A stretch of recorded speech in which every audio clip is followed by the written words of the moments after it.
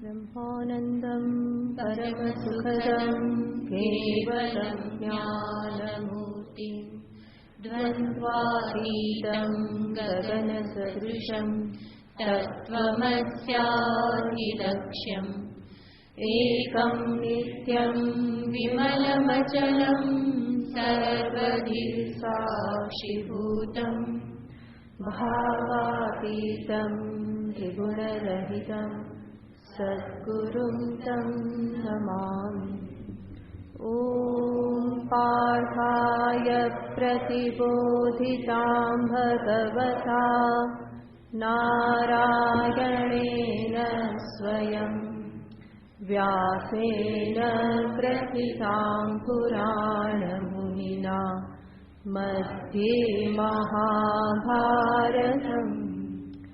अद्वैतामृतवर्षिणीं भगवतीम् अष्टादशाध्यायिनीम् अम्ब त्वामनुसन्दधामि भगवत् गीते भवद्वेषिणी।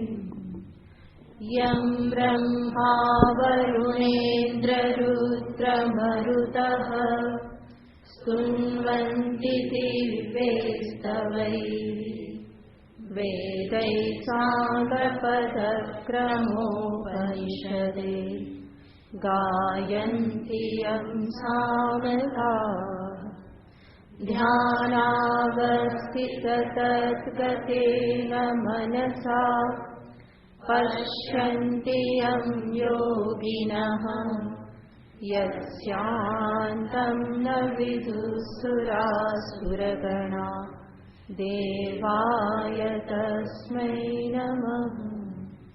यस्यान्तं न विदुःसुरासुरगणा देवाय तस्मै नमः।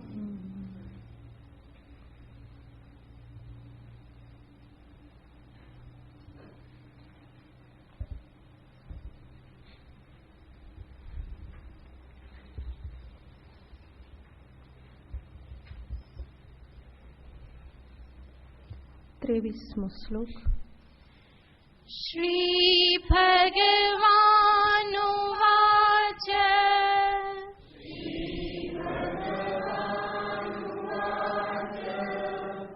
शक्नोति हैव यः सोढुम्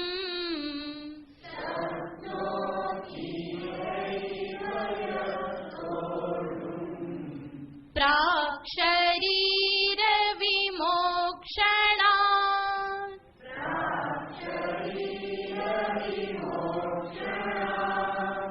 कामक्रोधोद्भवं वेगम्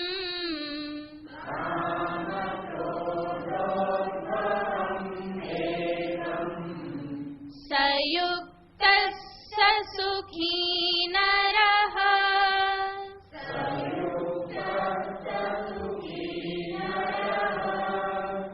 योऽन्तः सुखोऽन्तरारामः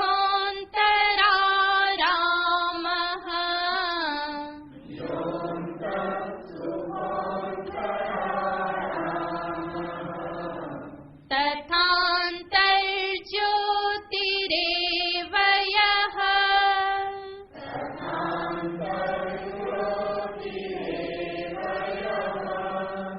स योगी ब्रह्मनिर्वाणम्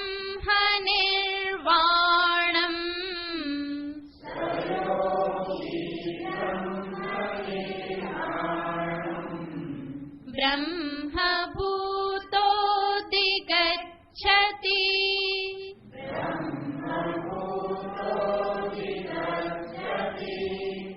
लभन्ते ब्रह्मनिर्वाणम्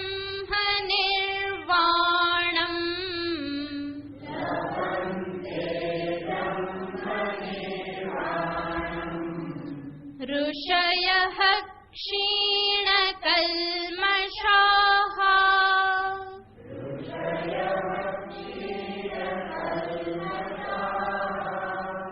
छिन्नद्वैधायतात्मानः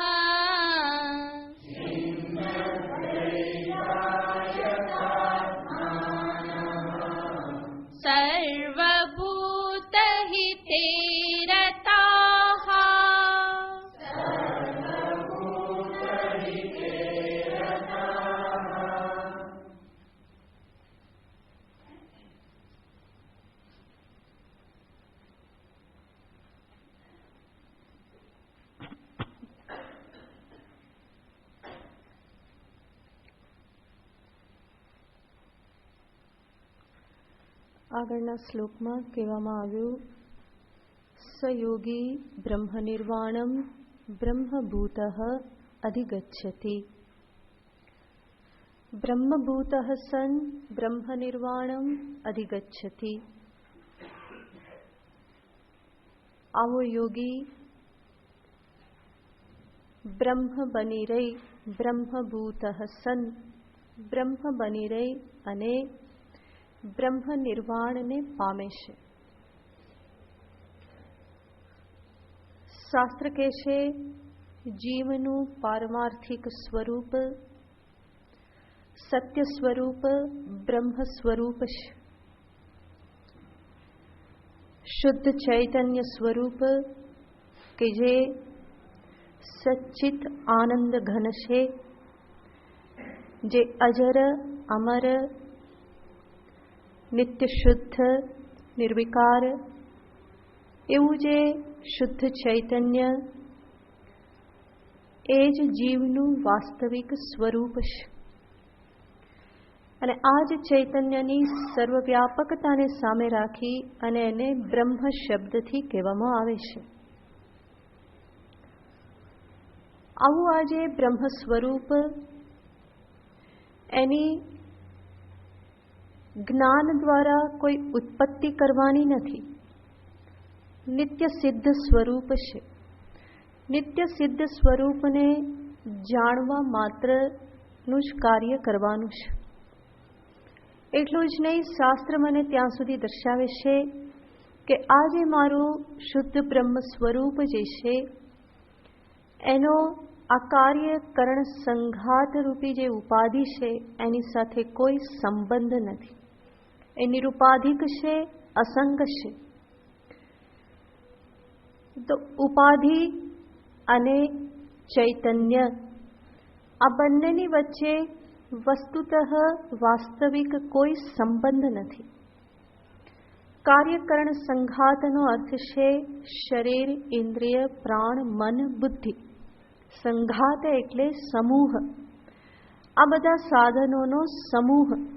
કાર્ય એટલે સ્થૂલ શરીર, કરણ એટલે સૂક્ષ્મ શરીર. તો કાર્યકરણ સંઘાત, આ કાર્યકરણ સંઘાત કે જે પંચીકૃત પંચમહાભૂત અને અપંચીકૃત પંચમહાભૂત પંચ તન્માત્રામાંથી બનેલું છે. તો એવા કાર્યકરણ સંઘાત અને મારા બ્રહ્મ સ્વરૂપનું જોઈએ તો કોઈ વચ્ચે કનેક્શન નથી, કોઈ સંબંધ નથી. ચૈતન્ય નિત્ય અસંગ સ્વરૂપ છે. છતાં પણ એ બ્રહ્મ સ્વરૂપને સમજવા માટે આ જ કાર્યકરણ સંઘાત એ સાધન છે. એના થકી જ એને સમજી શકાય છે. મનસા એવ ઇદમ આપ્તવ્યમ, મન વડે જ એને પામવાનું છે. અંતઃકરણ વડે જ એને પામવાનું છે. અને અંતઃકરણ સ્થૂલ શરીર વગર કાર્યરત થઈ શકે નહીં, માટે સ્થૂલ શરીર પણ મહત્વનું બની રહેશે. શરીર માધ્યમ ખલુ ધર્મ સાધનમ, એ પ્રથમ ધર્મ સાધન છે. તો જે બ્રહ્મ સ્વરૂપને પામવાનું છે એ કાર્યકરણ સંઘાત દ્વારા જ પામવાનું છે. પરંતુ મને જે કાર્યકરણ સંઘાત પ્રાપ્ત થાય છે એ અસંસ્કૃત છે. એને મારે સુસંસ્કૃત કરવું પડે, સંસ્કારોથી યુક્ત કરવું પડે, ત્યારે જ એ બ્રહ્મને જાણવા માટે અધિકારી બને છે.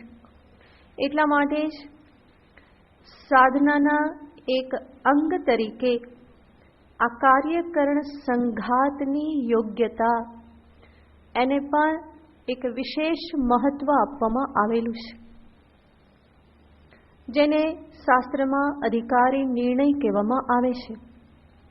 તો બ્રહ્મ જ્ઞાનનો અધિકારી કોણ? એના માટે જે પણ ક્વોલિફિકેશન આપવામાં આવે છે એ ક્વોલિફિકેશન છે આ કાર્યકરણ સંઘાતની સજ્જતા, એની તૈયારી.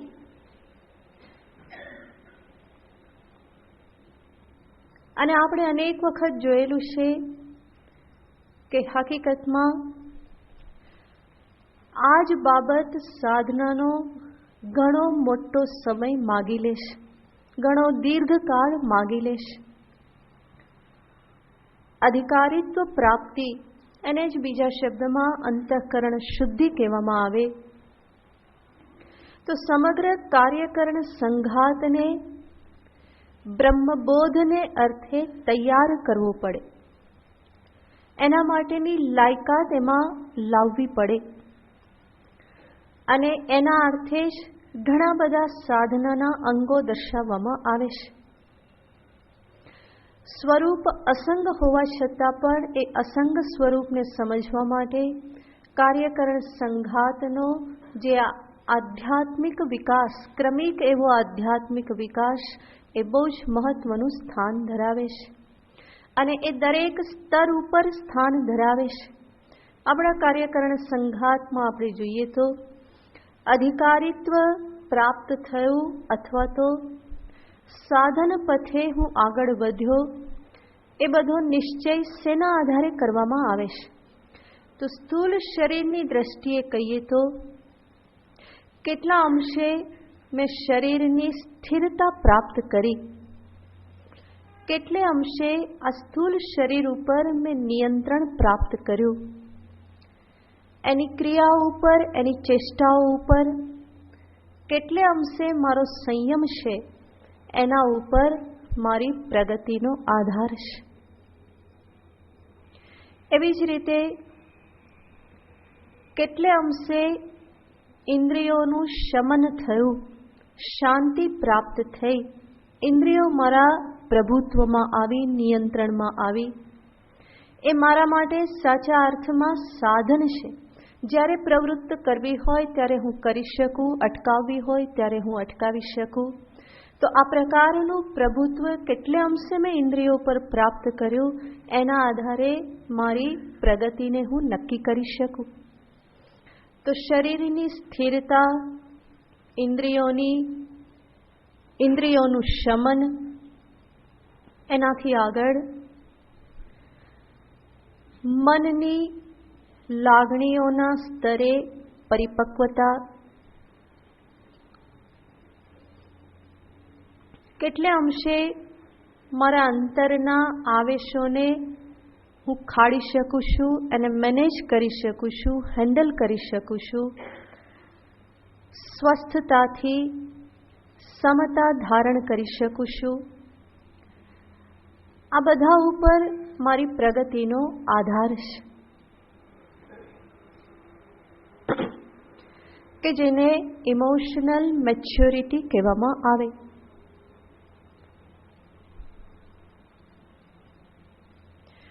મારા જ મનના આવેગો, કામ, ક્રોધ, લોભ, જેને શાસ્ત્રમાં ષડરીપુ કહેવામાં આવે છે, અને એનો જ વિસ્તાર બીજા બધા આવેગો પણ છે. તો દ્વંદ્વોના સંદર્ભમાં હું કેટલે અંશે સમતા ધારણ કરી શકું છું, સંબંધોના સંદર્ભમાં ચડાવ ઉતાર થાય ત્યારે મારું મન કેટલે અંશે સ્વસ્થ રહી શકે છે. તો આજે લાગણીના સ્તર પરની આવા પ્રકારની સમતા, એને જ મેચ્યોરિટી કહેવામાં આવે. વિકટ પરિસ્થિતિમાં કદાચ હું વિહવળ થઈ જાઉં તો પાછો કેટલો જલ્દી હું સ્વસ્થતા પ્રાપ્ત કરી શકું છું, એના ઉપર મારી પ્રગતિનો હું આધાર, એના ઉપર પ્રગતિને હું માપી શકું. એનાથી આગળ બુદ્ધિના સ્તર ઉપર, મારા વિચારોના સ્તરમાં મને કેટલી સ્પષ્ટતા પ્રાપ્ત થઈ, કેટલી સમજદારી પ્રાપ્ત થઈ, એના આધારે મારો આધ્યાત્મિક વિકાસ હું મૂલવી શકું. જગતના સંદર્ભમાં, ઈશ્વરના સંદર્ભમાં, મારા પોતાના સ્વરૂપના સંદર્ભમાં આ બધી સમજદારી કેટલે અંશે મેં પ્રાપ્ત કરી.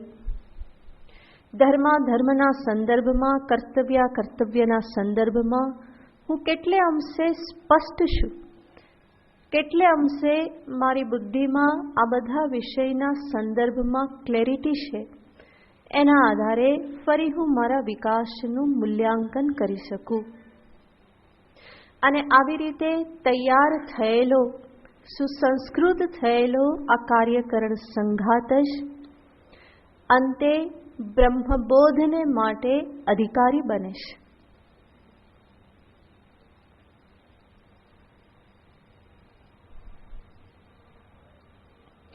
અને આ કાર્યકરણ સંઘાતની તૈયારીને માટે જ શાસ્ત્રમાં કર્મયોગ, ઉપાસના, જપ કે પછી યજ્ઞયાગાદી, તીર્થાટન, આ સર્વ સાધનોનું નિરૂપણ કરવામાં આવેલું છે. વ્રત, ઉપવાસ આદિ જે પણ તપશ્ચર્યાઓ દર્શાવવામાં આવેલી છે, જે પણ સંયમ દર્શાવવામાં આવેલા છે, એ બધાનું તાત્પર્ય આ કાર્યકરણ સંઘાતને ભગવત પ્રાપ્તિ માટે, આત્મ સાક્ષાત્કાર માટે તૈયાર કરવો એમાં જ રહેલું છે. અને સમગ્ર સાધનાને સામે રાખીએ તો સાધનાનો મોટો સમય, દીર્ઘ સમય અને ઘણો બધો પરિશ્રમ સાધકે આની પાછળ જ કરવાનો રહેશે.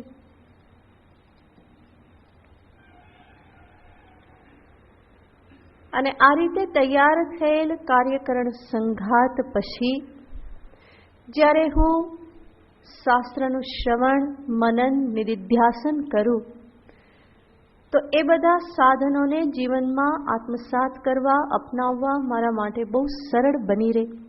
અને એના પરિણામે અંતતો ગત્વા બ્રહ્મબોધ જે છે એ પણ સરળ બની રહેશે.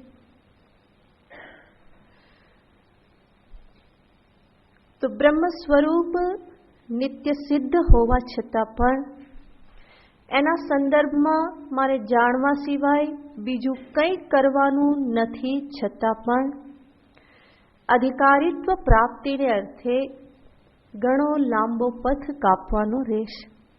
ત્યાં ઘણું બધું કરવાનું રહેશે. અને એમાં જો સાધક ચૂકી જાય તો આગળનું બધું જ ગરબડ થઈ જાય છે. અને મોટે ભાગે આ ચૂક થઈ જતી જ હોય છે. પરિણામે જીવનના છેલ્લા શ્વાસ સુધી પ્રશ્ન આવીને ઊભો રહે, જાણતા પણ ટકતું નથી, બધું સમજીએ છીએ છતાં પણ જીવાતું નથી. તો આ શા માટે થાય છે? સમજવા છતાં પણ સમજનું ધારણ થતું નથી, ઉત્પન્ન થયેલ જ્ઞાન સ્થિતિને પ્રાપ્ત કરતું નથી. એનું મુખ્ય કારણ છે કે મારું અધિકારીત્વ ક્યાંક કાચું છે, પાત્ર હજુ ક્યાંક કાચું છે, પાત્રમાં ક્યાંક છિદ્ર છે, જેના પરિણામે આ સમજદારી ટકતી નથી. તો આ જે કાર્ય જે છે એ જરા પણ ઉપેક્ષા કરવા યોગ્ય નથી. સાધકે બહુ જ કડક આંતરનિરીક્ષણ કરી અને પોતે ક્યાં ઊભેલો છે એ જોઈ અને જે કરવું આવશ્યક હોય એ કરવામાં ક્યારેય પણ નાનપ અનુભવવાની ના હોય. કારણ કે કોઈ ઉત્તમ અધિકારી હોતા નથી. ઉત્તમ અધિકારી એક કલ્પના રૂપ જ છે. શાસ્ત્ર એનું નિરૂપણ કરે છે એ ક્યારેક કોઈક નચિકેતા જેવો પાકતો હોય, બાકી તો બધા અધમમાં જ હોય. એટલા માટે કંઈ શરમાવાની આવશ્યકતા નહીં. બધાને બધા સાધનોની જરૂર હોય. જ્યાં ઊભેલા છીએ ત્યાંથી આગળનું પગથિયું ચડવાનું હોય. તો ખોટી રીતે ઉત્તમ અધિકારીનું વર્ણન સાંભળી અને આપણે પોતાની જાતને જો એમાં મૂકી દઈએ તો અંતતો ગત્વા તો હાથ ધોઈ નાખવા પડે, આ જીવનથી હાથ ધોઈ નાખવા પડે, ક્યાંય પહોંચાય નહીં. ખોટી ભ્રમણામાં આ મહામૂલું જીવન જે છે એ એમને એમ વ્યતીત થઈ જાય. તો સાધનાના જે ક્રમિક સોપાન જે છે એ સોપાનથી જ આગળ વધવામાં કલ્યાણ રહેલું છે, એમાં જ સલામતી રહેલી છે. અહીંયા કૂદકા મારીને ક્યાંય પહોંચાતું નથી. અહીંયા કોઈ શોર્ટકટ નથી. આપણે અનેક વખત જોયેલું છે. આ એક જ માર્ગ દુનિયામાં એવો છે જ્યાં કોઈ શોર્ટકટ નથી. મનુષ્ય બધે શોર્ટકટ શોધી શકે છે, બુદ્ધિનો ઉપયોગ એમાં જ કરે છે. પણ અહીંયા જો શોર્ટકટ શોધવામાં બુદ્ધિનો ઉપયોગ કર્યો તો એ માર ખાઈ જાય છે. એટલા માટે કહેવામાં આવે છે કે મહાપુરુષો જે માર્ગે ગયેલા છે એ માર્ગે ચાલવામાં જ કલ્યાણ છે. અહીંયા કોઈ નવો માર્ગ કે નવી કેડી કંડારવામાં કલ્યાણ નથી. અહીંયા પાછળ પાછળ ચાલવામાં જ હંમેશા કલ્યાણ છે. એટલા માટે જ અહીંયા આચાર્યોનું ગુરુનું મહત્વ દર્શાવવામાં આવે છે. તો અધ્યાત્મ યાત્રામાં મૌલિકતાને કોઈ સ્થાન નથી. સામાન્ય રીતે આજકાલ હવા કેવી ચાલે છે, કેવું હોવું જોઈએ, મૌલિક ચિંતન હોવું જોઈએ. અહીંયા મૌલિકતાને કોઈ સ્થાન નથી. અહીંયા તો પરંપરા એવ શરણમ, શાસ્ત્ર એવ શરણમ, મહાપુરુષો જ શરણ છે. એ લોકો જ્યાં છે, જે માર્ગ બતાવે છે, એ માર્ગે ચૂપચાપ ચાલ્યા જવામાં જ કલ્યાણ રહેલું છે. અને જે શ્રદ્ધાપૂર્વક એ માર્ગે ચાલ્યો જાય છે, એ જરૂર એ મહાપુરુષ જ્યાં પહોંચેલા છે ત્યાં એ પહોંચી શકે છે. તો આ જે માર્ગ જે છે, વેદાંત જ્ઞાનનો માર્ગ કો, આત્મજ્ઞાનનો માર્ગ કો, સાક્ષાત્કારનો માર્ગ કો, મુક્તિનો માર્ગ કો, અહીંયા હંમેશા અનુસરણ કરવામાં કલ્યાણ રહેલું છે. અને અનુસરણ કરવામાં મને કોઈ શરમ ના હોવી જોઈએ, કોઈ મારું અભિમાન ત્યાં વચ્ચે આવવું ના જોઈએ. કારણ કે મને ખબર છે કે કેટલી ભવ્ય પરંપરા છે. અને આ જે જ્ઞાન જે છે, જ્ઞાનનું સ્વરૂપ જ એવું છે કે અહીંયા બીજા પાસેથી સાંભળીને જ મારે સમજવું પડે છે. બાકી પુસ્તકો તો તૈયાર છે જ, બધું એમાં લખેલું જ છે, છતાં પણ વાંચવાથી એમાં કંઈ ગતાગમ પડતી નથી. માટે મહાપુરુષોએ જે અર્થ દર્શાવેલો છે એ અર્થને સમજવા કોશિશ કરું અને એના આધારે જ હું આગળ વધું તો એમાં મારું કલ્યાણ રહેલું છે. તો આ રીતે સાધનાના જે સોપાન શાસ્ત્ર બતાવે છે, એ સોપાનોમાંથી પસાર થવામાં જ મારા માટે એ જ મારા માટે કલ્યાણકારી છે. તો અહીંયા કોઈ છલાંગ લગાવાતી નથી, કોઈ કૂદકા મરાતા નથી. પહેલાંની જેમ બાળકને 4થું 5મું ધોરણ સાથે કરાવી દે, જેથી કરીને 1 વર્ષમાં એ આગળ વધી જાય, એવી રીતે અહીંયા કોઈ 2 સોપાન સાથે થતા નથી. અહીંયા તો ક્રમથી જ આગળ વધવું પડે છે. તો કોઈ શોર્ટકટ નથી અને શોર્ટકટ શોધવાની કોઈ જરૂર પણ નથી. વસ્તુતઃ જો સાધક સમજી જાય સાધનાના સ્વરૂપને, એ સાચા અર્થમાં સમજી જાય તો સાધના એના માટે કોઈ ભારરૂપ નથી. અહીંયા પણ જર્ની ઇટસેલ્ફ ઇઝ એ જોય. આ યાત્રા સ્વયં આનંદદાયક છે. માત્ર એણે પોતાના મનની સાથે પરિચય કેળવવાની જરૂર છે, મનની સાથે મિત્રતા કેળવવાની જરૂર છે, આંતરનિરીક્ષણની ટેવ પાડવાની એણે જરૂર છે. અને એવી રીતે જો એ શીખી ગયો તો આ સાધના જે છે એ સ્વયં બહુ જ આનંદદાયક છે. અને જે વસ્તુ આનંદદાયક હોય, માર્ગ જ્યાં આનંદદાયક હોય, ત્યાં પછી શોર્ટકટ શોધવાની કોઈ આવશ્યકતા ના હોય. આપણી બુદ્ધિને એ ભ્રમણામાંથી બહાર કાઢી નાખવાની હોય. ઘણા લોકો સવારે ફરવા જાય તો પણ ટૂંકો રસ્તો લે. શા માટે? કંઈ કારણ છે?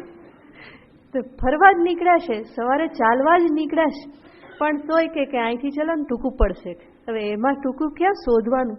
એ એટલા માટે શોધાય છે કે બુદ્ધિમાં એ સંસ્કાર પડેલા છે, આદત પડેલી છે. ત્યાંથી પણ ક્યાંક આડું કાતરીએ તો બરાબર, એ સીધા ચાલતા ફાવતું જ નથી. હંમેશા ક્યાંક આડા આવડા જવામાં, શોર્ટકટ શોધવામાં જ એને આનંદ આવે છે. પણ ફરવા નીકળાશે, આનંદથી ફરો, ક્યાં કોઈ રોકવાનું છે, ક્યાં ઉતાવળ છે? આનંદથી ટહેલવા નીકળાશો તો આનંદથી ફરવાનું હોય. ત્યાંય બુદ્ધિને ફરી પહેલામાં જ કાવા દાવામાં જ લગાવવાની કે આ ટૂંકો રસ્તો ને લાંબો રસ્તો ને. આનંદથી જે છે એનું દર્શન કરતા કરતા ચાલો. તો આ યાત્રા પણ એવા જ પ્રકારની છે. આનંદથી જ અહીંયા જવાનું છે. જેણે એ યાત્રામાં આનંદ શોધી લીધો એને પછી આ યાત્રા કોઈ ભારરૂપ લાગતી નથી. એને શોર્ટકટ શોધવાની કોઈ આવશ્યકતા નહીં લાગે, બલકી એ જે પણ માર્ગ છે એના ઉપર એ નિષ્ઠાથી, હોશે હોશે, ઉત્સાહ સાથે ધૈર્ય ધારણ કરી અને એના ઉપર એ ચાલતો જાય છે. તો અહીંયા ગીતાજીમાં ભગવાન અનેક શ્લોકમાં આવા સાધનાના સોપાનો દર્શાવે છે. આગળ પણ આ જ અધ્યાયમાં આપણે 2 વખત સાધનાના ક્રમિક સોપાનનો વિચાર કરેલો.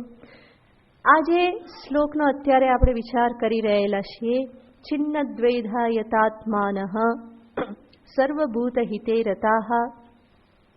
આ શ્લોક ભગવાન જ્ઞાનીને દર્શાવવા માટે કહે છે. પણ આપણે વિચાર કરેલો હતો કે આ જે 4 શબ્દો જે છે એ 4 શબ્દો આપણે સાધકના જીવનમાં પણ જોઈ શકીએ. જ્ઞાનીના સંદર્ભમાં આપણે એના સંદર્ભમાં વિચાર કરેલો કે કઈ રીતે આ યોગી પુરુષ કે ઋષિ જે છે એ ક્ષીણ કલ્મષાહ સર્વભૂત હિતે રતાહ છિન્નદ્વૈદાહ યતાત્માનઃ, એ પ્રમાણેનું એમનું સ્વરૂપ કઈ રીતનું છે આપણે વિચાર કરેલો. આ જ 4 બાબતને આપણે સાધકના જીવનમાં પણ સાધન રૂપે જોઈ શકીએ. તો જે જ્ઞાનીને માટે જે સહજ હોય છે એના માટે સાધક જ્યારે પ્રયત્નપૂર્વક એને કરે તો એના માટે સાધન બની જાય છે. એ જ સાધનાનું સ્વરૂપ પણ બની જાય છે. તો એ 4 શબ્દને આપણે વિચાર કરીએ તો સર્વપ્રથમ શબ્દ આવે સર્વભૂત હિતે રતાહ. અધ્યાત્મ પથના સાધકનું પણ આ એક લક્ષણ બની રહેશે. આ વસ્તુ એને અધિકારીત્વ પ્રદાન કરનારી છે. સાધકનો વ્યવહાર એવો હોય કે જેના પરિણામે અન્યને કષ્ટ ના પહોંચે. આ શબ્દ જે છે એક પ્રકારે અહિંસાને દર્શાવે છે.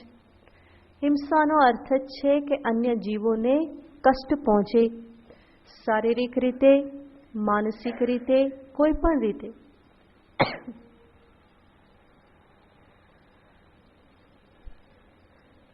તો સાધકને માટે અહિંસક જીવન એ સાધનાનું જ એક અંગ છે.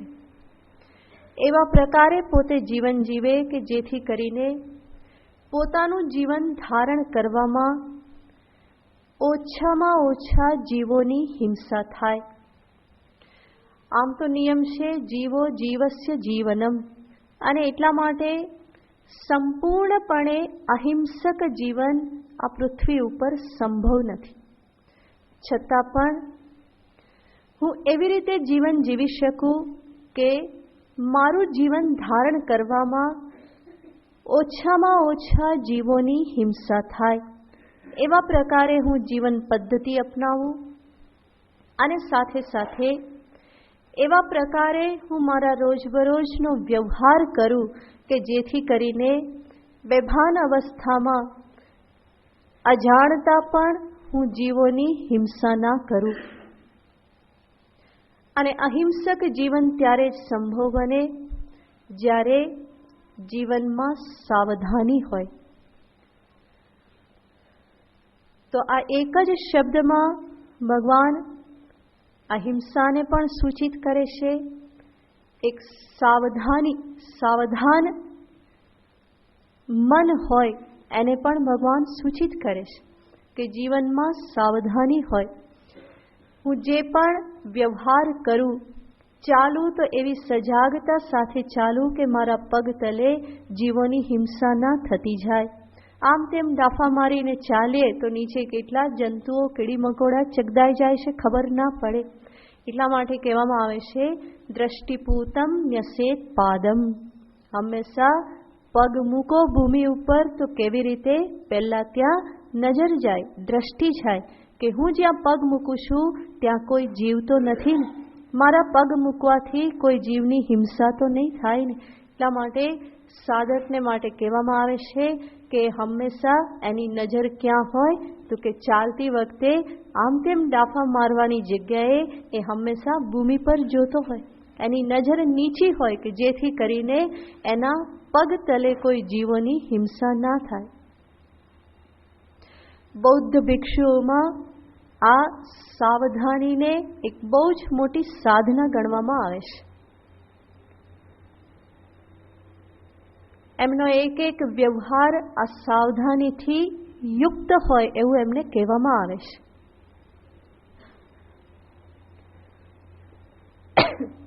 દ્રષ્ટિપૂતમ ન્યસેત પાદમ. આપણે એવા બેભાનપણે ના જીવતા હોઈએ કે લોનમાં બેઠા હોય અને આપણા હાથ ઘાસને કાપતા રહેતા હોય, આપણને ખબર પણ ના હોય કે હાથ શું કરી રહેલા છે. રસ્તામાં જતા હોય અને ઝાડની ડાળી વચ્ચે આવી તો ફટાક કરતું એને તોડી નાખ્યું. આ બધું આપણે બેભાન અવસ્થામાં કરતા હોય છે, જેની કોઈ આવશ્યકતા નથી. પણ આ બધાના કારણે એક પ્રકારે હિંસા આપણા જીવનમાં સ્થાન લે છે અને આવી હિંસા મને પોસાય નહીં. સાધક કહેશે, ભગવાન કહેશે સર્વભૂત હિતે રતાહ.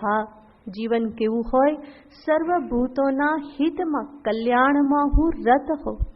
સાથે સાથે અન્ય ભૂતોના કલ્યાણનું ચિંતન હું ક્યારે કરી શકું? જ્યારે મારામાં સ્વાર્થ રહેલો ના હોય.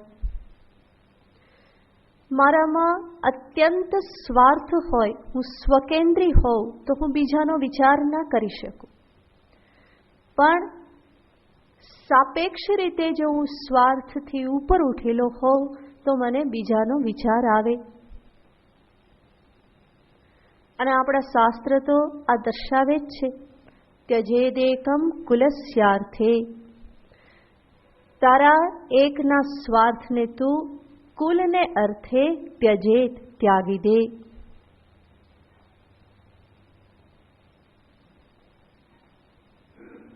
ગ્રામસ્યાર્થે કુલમ ત્યજેત. અને સમગ્ર ગામનું હિત થતું હોય તો એક કુલના સ્વાર્થને તું છોડ. ગ્રામમ જનપદસ્યાર્થે.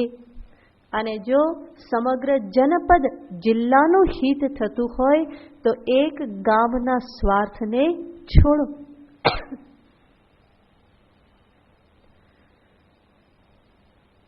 તો આ પરથી જ આપણને ખબર પડે કે આપણા શાસ્ત્રો આપણી સામે કેટલો સુંદર માર્ગ પ્રશસ્ત કરે છે, કેવી સરસ દ્રષ્ટિ આપણને દર્શાવે છે આપણા જીવનને ઘડવા માટે. તો સર્વભૂતોના હિતમાં રત એ જ રહી શકે જે સાપેક્ષ રીતે સ્વકેન્દ્રિતામાંથી બહાર આવેલો છે. માત્ર હું ને મારો પરિવાર આવી સંકુચિત દ્રષ્ટિમાંથી જે બહાર આવ્યો છે એ જ પડોશીના સંદર્ભમાં વિચાર કરી શકે, એ જ પોતાના ઘરની સામે રહેલી ઝૂંપડપટ્ટીના સંદર્ભમાં વિચાર કરી શકે. નહીં તો પોતાનામાંથી એ ઊંચો આવવાનો નથી. તો અન્ય ભૂતોના હિતમાં રત રહેવું એનો અર્થ છે પોતાના હૃદયને વિશાળ બનાવવું. હું બીજાને પણ મારામાં સમાવતો થાવ, હું બીજાની પણ ગણતરી કરતો થાવ. તો આને કહેવાય છે અન્ય ભૂતોના હિતમાં હું રત છું, અન્ય ભૂતોના હિતનું હું ચિંતન કરું છું.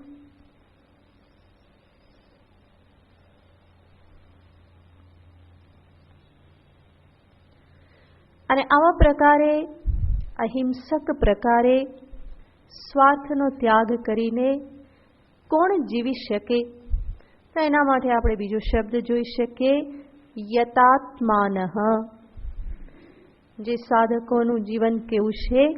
જે યતાત્મા છે, જેનો પોતાના આત્મા એટલે કે ઇન્દ્રિય મન ઉપર જેનો કાબુ છે, નિયંત્રણ છે, સંયમ છે.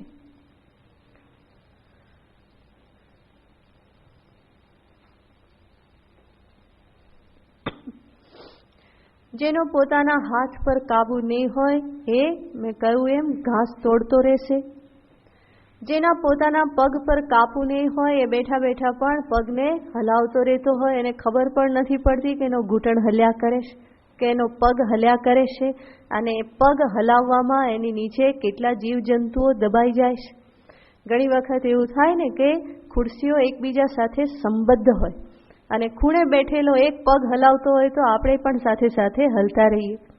તો આપણે સ્થિર બેસવું હોય પણ પેલો અજાણતામાં હલાવ્યા જ કરે તો આખી બેજ હલતી રહે. તો પોતે તો સ્થિર ના થાય, બીજાને પણ સ્થિરતાથી બેસવા ના દે. તો પોતાના જ હાથ પગ ઉપર જેનો કાબુ નથી, પોતાની વાણી ઉપર જેનો કાબુ નથી, એ કઠોર વચન બોલતો રહે, હિંસક વચન બોલતો રહે અને બીજાની માનસિક હિંસા કરતો રહે, વાચિક હિંસા કરતો રહે. તો આવા પ્રકારે એને ક્યારેય પણ એ પોતે પોતાને સાધક કહેવાને માટે અધિકારી બનતો નથી. સાધકનો અર્થ છે જેણે બધું સાધેલું છે. શું સાધેલું છે? પોતાના સ્થૂળ શરીરને સાધેલું છે, ઇન્દ્રિયો જેની સાધેલી છે, મન જેનું સાધેલું છે, બુદ્ધિ જેની સાધેલી છે. સાધેલું હોવું એનો અર્થ છે એના ઉપર પ્રભુત્વ છે. જેમ કહેવાય ને કે આ ઘોડાઓ કેવા છે? સાધેલા છે. આ ઘોડો સાધેલો છે એનો અર્થ એ ઘોડા પાસેથી જે પ્રમાણે કામ લેવું હોય એ પ્રમાણે સારથી કામ લઈ શકે છે. તો એવી રીતે આ સમગ્ર કાર્યકરણ સંઘાત જેનો સાધેલો છે, જેનો એના ઉપર સંયમ છે, એના ઉપર નિયંત્રણ છે, એને જ સાધક કહેવાય. અને કદાચ નિયંત્રણ ન હોય તો નિયંત્રણ કે સંયમ પ્રાપ્ત કરવા માટે જે પ્રયત્નશીલ છે એને સાધક કહેવાય. તો યતાત્માનઃ, જેનું પોતાના કાર્યકરણ સંઘાત ઉપર એવું પ્રભુત્વ છે કે એને જ્યારે પ્રવૃત્ત કરવો હોય ત્યારે કરી શકે, જ્યારે નિવૃત્ત કરવું હોય ત્યારે નિવૃત્ત કરી શકે. કામ હોય ત્યારે કામ કરી શકે અને ન હોય ત્યારે શાંતિથી બેસી શકે.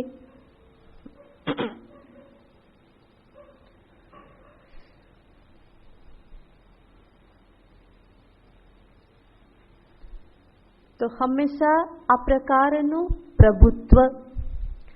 પ્રભુત્વનો અર્થ છે કે એનો એ સ્વામી છે, પ્રભુ છે. પ્રભુનો અર્થ સ્વામી, અને સ્વામીનો અર્થ કે જેના કહ્યામાં સેવક રહેશે. સેવક જેના કહ્યામાં હોય એને જ સ્વામી કહેવાય. નોકર જેના કહ્યામાં રહે. બાકી આજકાલ મોટે ભાગે શું થાય, સામ્રાજ્ય કોનું હોય છે? નોકરનું. અને સ્વામી બિચારો હંમેશા રડતો હોય, આજે આવ્યો નહીં, આવ્યો નહીં, આવ્યો નહીં, તે રડવાનું ચાલુ થઈ જાય. તો એને સ્વામી ના કહેવાય. સ્વામી પ્રભુ શબ્દ જ એ સ્વામિત્વને દર્શાવે છે. તો હું કાર્યકરણ સંઘાતનો પ્રભુ છું, સ્વામી છું, એનો અર્થ એના ઉપર મારું સંપૂર્ણ નિયંત્રણ છે, એ મારા કયામાં છે. જેમ ગાડી ઉપર પ્રભુત્વ છે, કોઈ ડ્રાઈવર એ સરસ ડ્રાઈવર છે, એનો અર્થ શું? ગાડી ઉપર એનું પ્રભુત્વ છે. ચલાવવી હોય ત્યારે ચલાવી શકે અને રોકવી હોય ત્યારે એને રોકી શકે. જે શીખનારા હોય એને શું થાય? રોકવાની હોય ત્યારે રોકાય નહીં, ચલાવવાની હોય ત્યારે પેલું ગાડું ચાલે નહીં, ગમે એટલા ધક્કા મારે તોય ના ચાલે, અને રોકવાની હોય ત્યારે બ્રેક જલ્દી લાગે નહીં, અને સ્ટોપ લખેલું હોય એનાથી પણ આગળ જતું રહેવાય, પછી પેલો પોલીસ રોકે ત્યારે રોકાય. તો આને ગાડી પરનું પ્રભુત્વ કહેવાય નહીં. તો પ્રભુત્વનો અર્થ છે સ્પીડ હોવા છતાં પણ એના ઉપર નિયંત્રણ હોય, કાબુ હોય, કે જ્યાં જે સ્પીડમાં મને દેખાય કે હવે શેનું બોર્ડ છે? સ્ટોપ. ઘણી વખત દેખાય ખરું છતાં પણ રોકાય નહીં. કેમ? કારણ કે કાબુ નથી. તો દેખાવું પણ જોઈએ અને ગાડી રોકાવાનું સામર્થ્ય પણ જોઈએ, ત્યારે એને પ્રભુત્વ કહેવાય. એવી જ રીતે આ પણ એક ગાડી છે. આને શાસ્ત્રમાં રથ જ કહેવામાં આવે છે. આ કાર્યકરણ સંઘાતને રથની ઉપમા આપવામાં આવે છે. તો આ જે રથ, આ ગાડી ઉપરનું પ્રભુત્વ, એનો અર્થ પણ શું છે? જ્યારે પ્રવૃત્ત કરવાનું હોય ત્યારે કરી શકું, રોકવાનું હોય ત્યારે એને હું રોકી શકું. તો આવા પ્રકારે જ્યારે નિયંત્રણ હોય ત્યારે જ મારા જીવનમાં અહિંસા આવી શકે, ત્યારે જ હું બીજાના હિતમાં રત રહી શકું. બાકી મારું જ મારા ઉપર નિયંત્રણ ન હોય તો બીજાના કલ્યાણનું વાંછા કરવી, એની ઈચ્છા કરવી એ પણ સંભવ બનતું નથી. તો યતાત્માનઃ આ શબ્દ જે છે એ દર્શાવે છે કે જેનો કાર્યકરણ સંઘાત અનુચિત કાર્યમાં, અનુચિત દિશામાં, અનુચિત સમયે કાર્યરત થઈ જતો નથી, પરંતુ હંમેશા ઉચિત દિશામાં, ઉચિત કાર્યમાં જે હંમેશા પ્રવૃત્ત થાય છે. તો સાધકને આ શબ્દ દ્વારા પણ ભગવાન સાવધાનીનું સૂચન કરે છે. આપણે અનેક વખત જોયેલું છે કે સાધના એટલે સાવધાની. સાવધાન જીવન એ જ સાધનામય જીવન છે.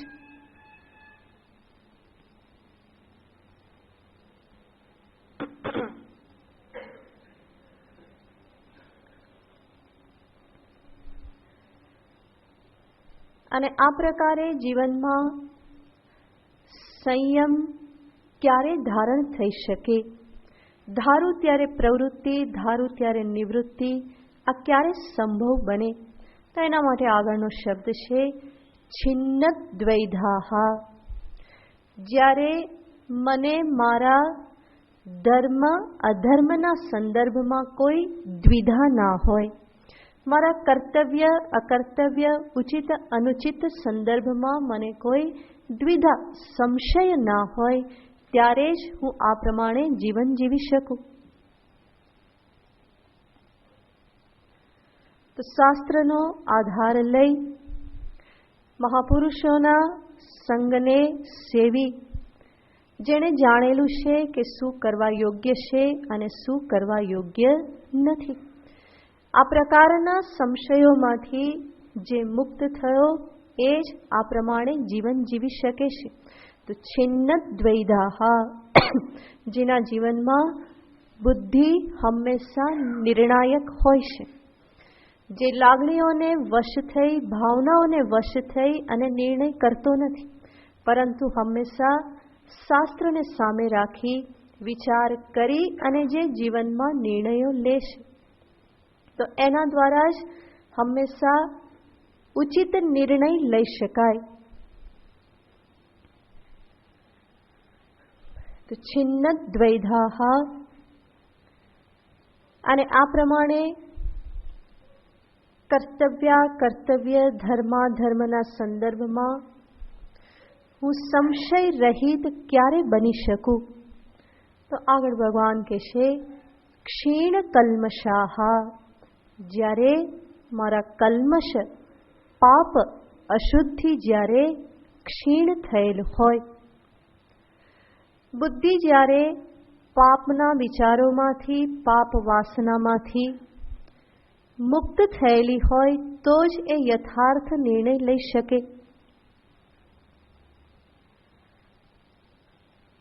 તો કલ્મષનો અર્થ છે અશુદ્ધિ, અને અશુદ્ધિ એ પાપનું જ પરિણામ છે. જ્ઞાનમુત્પદ્યતે પુંસામ ક્ષયાત પાપસ્ય કર્મણઃ. જ્ઞાન ક્યારે ઉત્પન્ન થશે? જ્યારે પાપ કર્મનો ક્ષય થયો હોય, જીવનમાં અધર્મનો ક્ષય થયો હોય, ધર્મનું સ્થાપન થયું હોય. એટલા માટે આપણે અનેક વખત જોયેલું છે કે અધ્યાત્મ યાત્રાનું પ્રથમ સોપાન છે ધર્મમય જીવન. ધર્માચરણ એ પ્રથમ સોપાન છે. ત્યાંથી જ સાધનાનો પ્રારંભ થાય છે.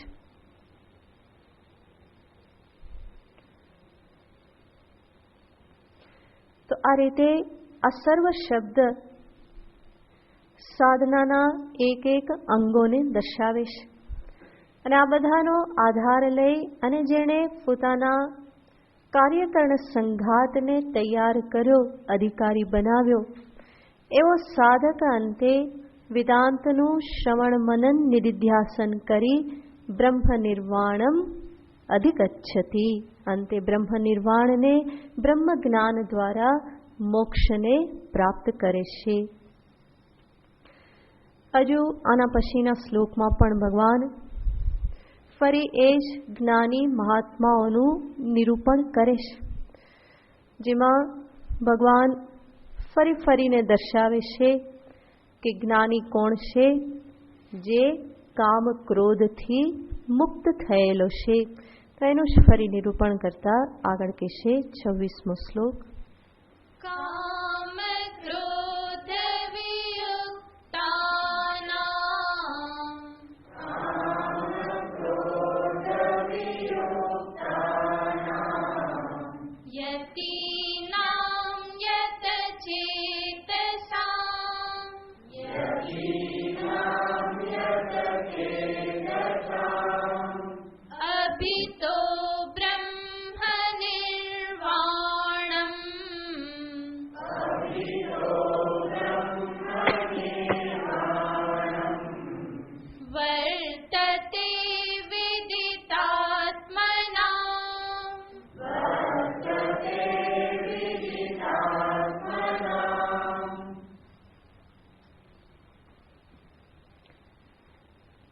અધ્યાયના 20 થી 26મા શ્લોક સુધી ભગવાન જીવનમુક્ત મહાપુરુષોનું વર્ણન કરે છે, જેમાં આ છેલ્લો શ્લોક છે.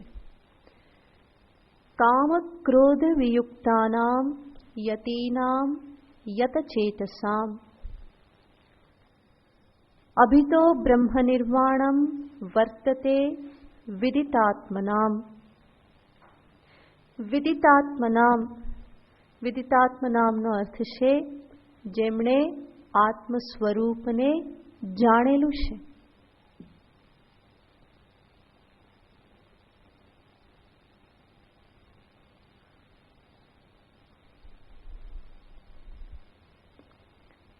વિદિતમ આત્માનમ યૈહિ તે વિદિતાત્માનઃ તેષામ વિદિતાત્મનામ. વિદિત જે જાણી ચૂકેલ છે, આત્મ સ્વરૂપને જે જાણી ચૂકેલ છે, એનો અર્થ જે જ્ઞાની છે.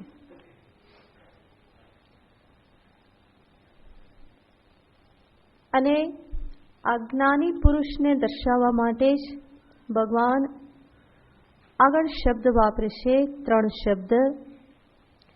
કામ ક્રોધ વિયુક્તાનામ યતીનામ યતચેતસામ. જેણે આ જાણી લીધું એ કેવા છે? કામ અને ક્રોધથી રહિત છે, યતિ છે. યતિ શબ્દ એના ત્યાગ વૈરાગ્યપૂર્ણ જીવનને દર્શાવે છે. યતચેતસામ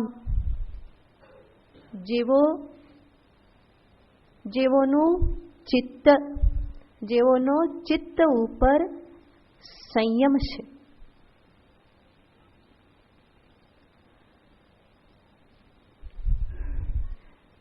અહીંયા એક વસ્તુ આપણે યાદ રાખવી જોઈએ. ભગવાન અહીંયા જીવન મુક્ત મહાપુરુષોનું વર્ણન કરે છે. જીવન મુક્તિ જે છે એ હંમેશા પ્રયત્ન સાધ્ય છે. જ્ઞાન પ્રમાણજન્ય છે. જ્ઞાન પ્રમાણજન્ય છે. કોઈ પણ જ્ઞાન હંમેશા પ્રમાણજન્ય હોય છે.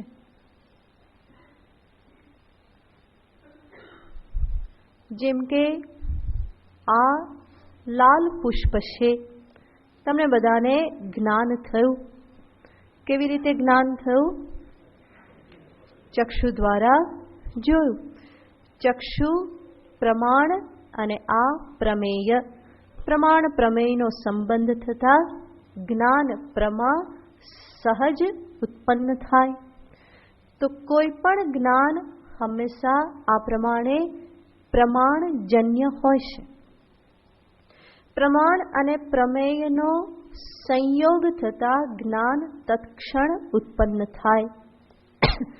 પ્રયત્ન ક્યાં સુધી કરવો પડે છે? પ્રમાણ પ્રમેયનો સંયોગ કરાવવા સુધી જ પ્રયત્ન છે.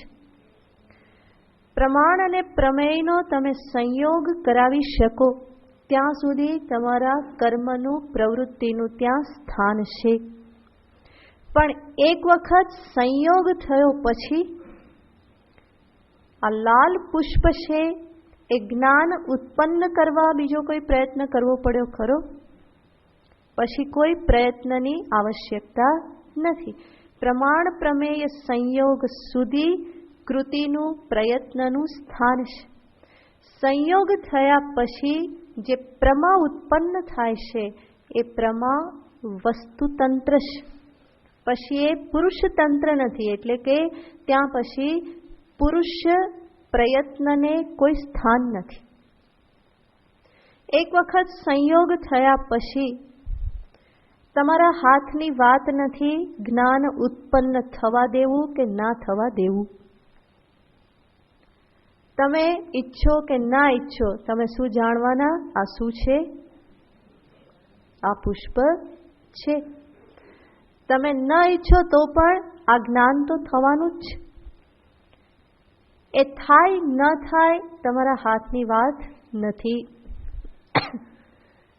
સંયોગ થતા પ્રમા ઉત્પન્ન થાય છે.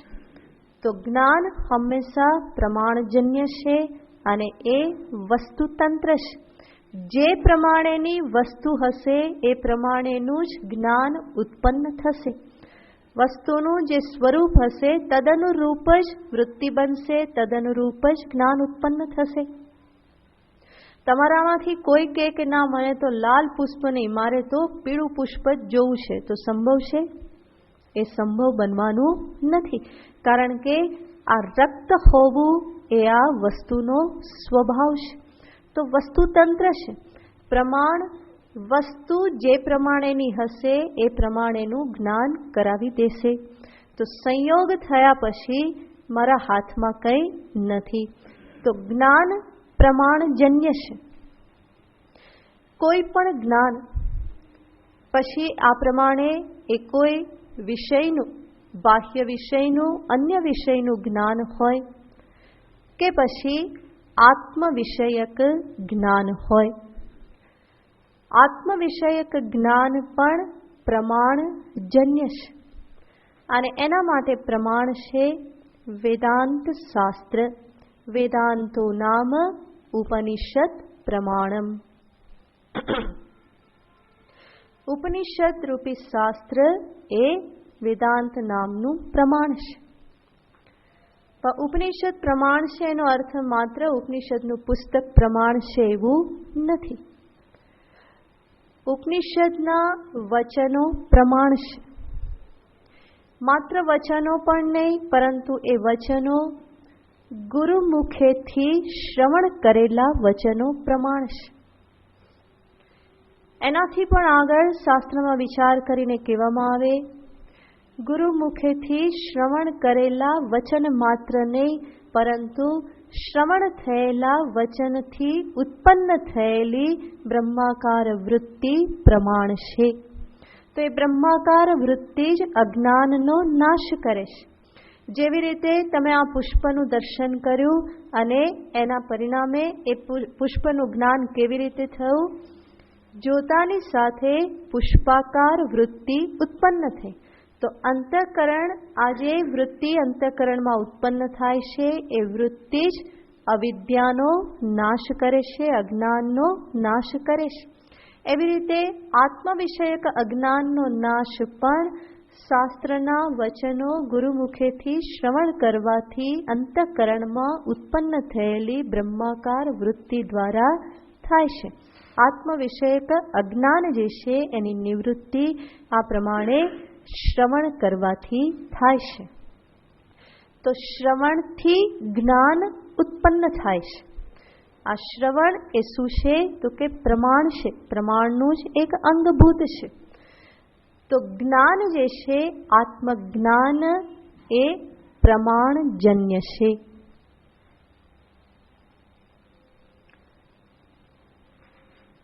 અને આ આત્મજ્ઞાન જ મોક્ષ માટેનું સાધન છે.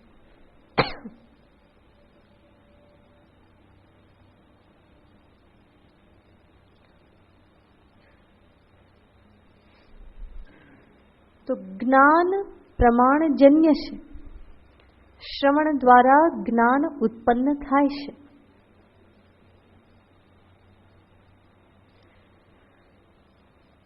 પરંતુ આજે ઉત્પન્ન થયેલું જ્ઞાન, એમાં કેટલાક પ્રતિબંધ રહી જાય છે. એ પ્રતિબંધની નિવૃત્તિને અર્થે મનન નિધિધ્યાસન રૂપી સાધનની જરૂર છે.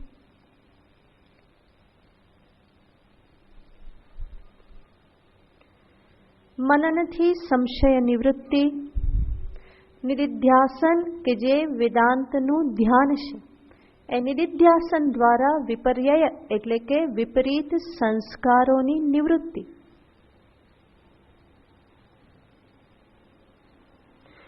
અને આ વિપરીત સંસ્કારોની નિવૃત્તિ થાય તો જ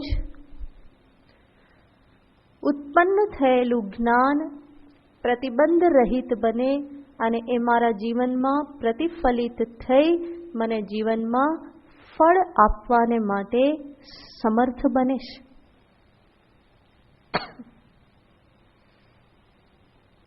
તો શ્રવણથી ઉત્પન્ન થયેલા જ્ઞાનનું જીવનમાં ફળ અનુભવવાને માટે મનન નિધિધ્યાસન રૂપી પ્રયત્ન કરવો પડે છે. જેટલે અંશે નિધિધ્યાસન દ્વારા વિપરીત સંસ્કારોની નિવૃત્તિ થઈ એટલે જ અંશે જીવનમાં મારા અંતઃકરણમાં બુદ્ધિમાં મારું જ્ઞાન સ્થિર બની રહેશે અને એ જ્ઞાન મારા જીવનમાં પ્રતિફલિત થઈને મારી પ્રવૃત્તિ નિવૃત્તિનું પ્રયોજક બની અને મને આનંદ સુખ પ્રદાન કરનારું બનશે. તો આ જે સ્થિતિ જે છે એને જીવન મુક્તિ કહેવામાં આવે છે. આવી આ જીવન મુક્તિ આ પ્રયત્ન સાધ્ય છે. નિધિધ્યાસન રૂપી પ્રયત્ન સાધ્ય.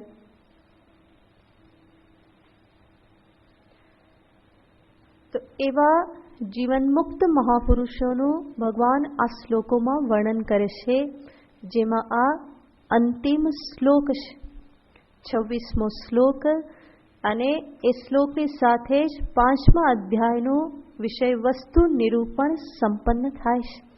એ શ્લોકને વિસ્તારથી પછી જોઈશું.